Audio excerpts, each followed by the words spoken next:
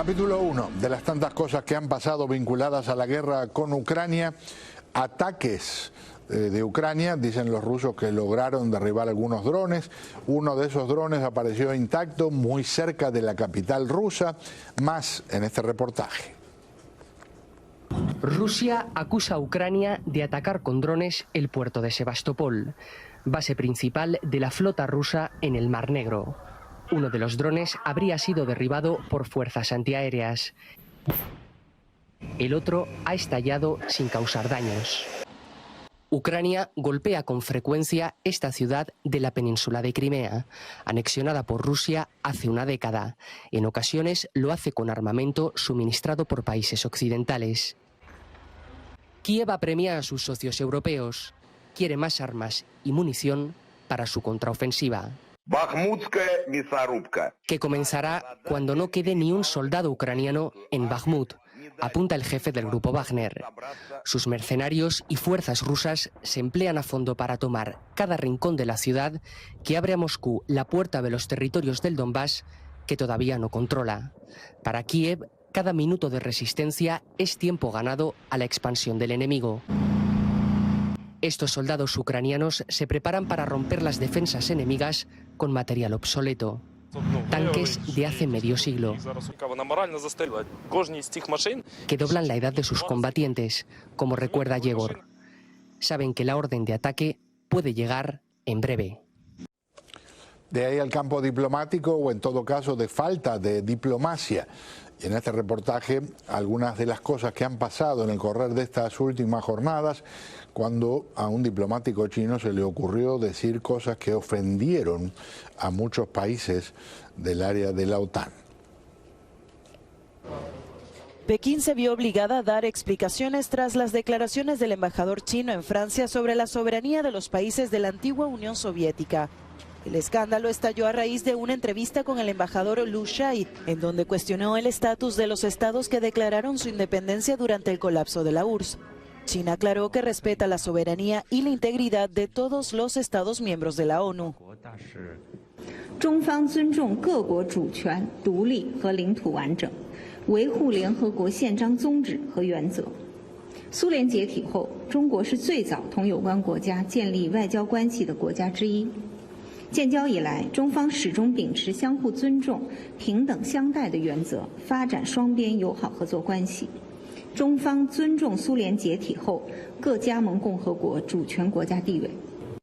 Los comentarios de Liu provocaron polémica en las redes sociales hasta el punto que el alto representante de Exteriores de la UE, Josep Borrell, los calificó de inaceptables a través de Twitter.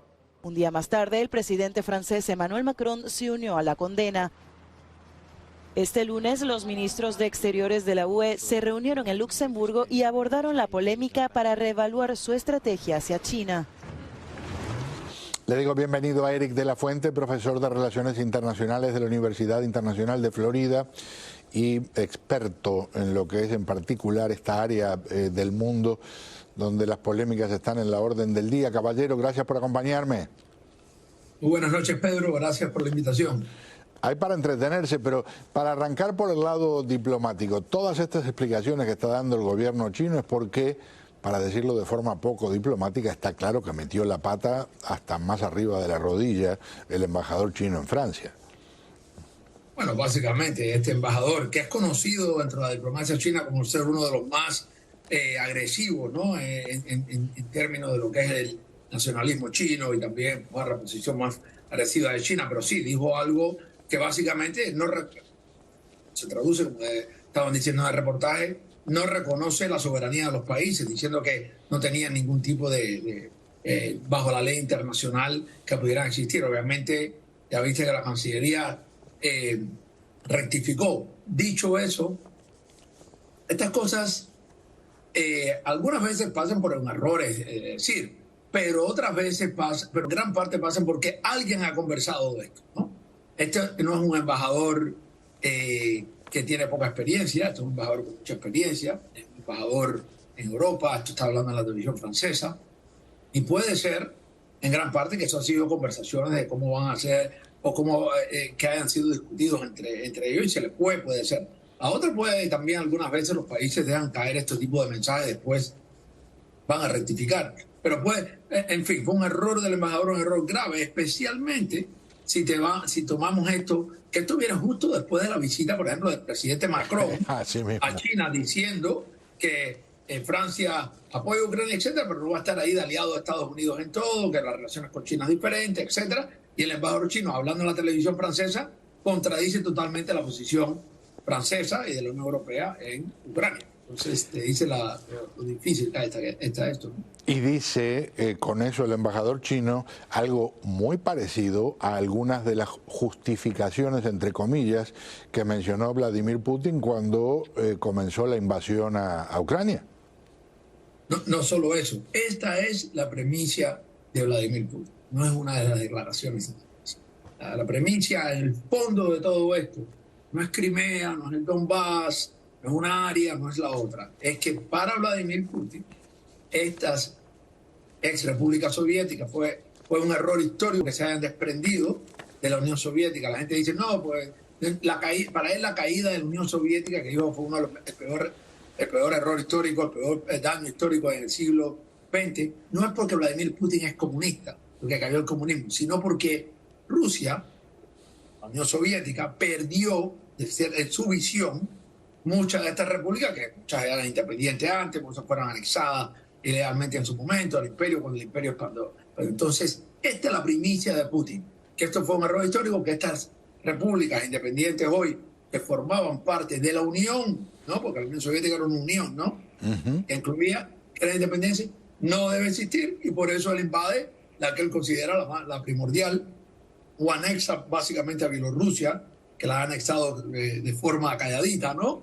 Y trata de ejercer influencia y control sobre muchas de las otras. Es importante. Mencionaba que Putin no es comunista, Putin es putinista. Sí, Putin es una persona que es el control absoluto. Es control absoluto, es poder, de hecho es ultracapitalista en muchas cosas, ¿no? Estamos hablando, muchas veces cuando critican el capitalismo de Estados Unidos, yo digo el capitalismo que tiene Rusia, que es el del amiguismo, el del control arriba y de las empresas que básicamente el Estado se la entrega a oligarcas, etc.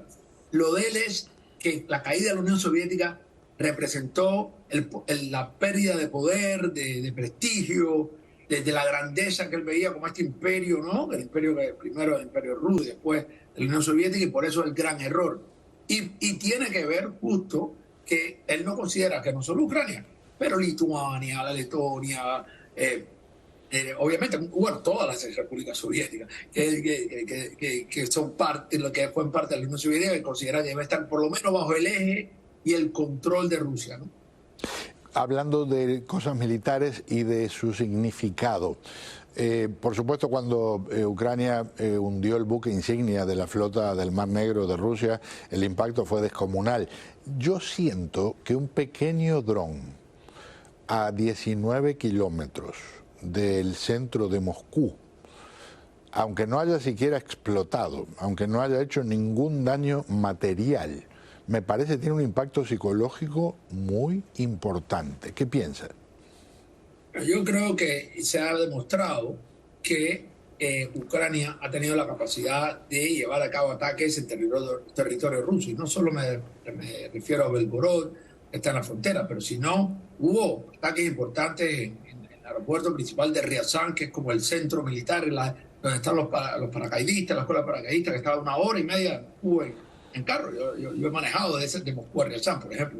Entonces, eso es muy cerca. Y eso pasó hace meses. También otra base importante donde había bombarderos, ¿no? Y obviamente, como mencionaste, el hundimiento del Moskva, ¿no? Que era la buque insignia de la flota negra. De hecho, también los rusos dicen que tumbaron un dron que estaba tratando de atacar a Sebastopol.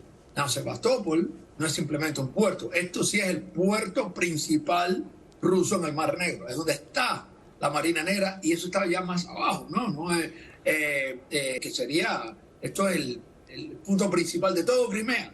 Esto es el punto principal, es una base que los rusos mantuvieron alquilada de los ucranianos y después negociaron con Yanukovych, el presidente corrupto que está ahí en Rusia ahora, para extenderlo por muchos años y tener control, y siempre han tenido su marina allí. pero eso es importante también. Lo es que está cerca de Moscú, pero lo de Sebastopol, si todavía nadie lo ha confirmado, pero que Rusia lo diga, si es verdad, también es importante. Y lo que muestra es que hay capacidad de llegar y que, claro, no hay ningún punto que esté simplemente libre de que no pueda ser invadido, ¿no?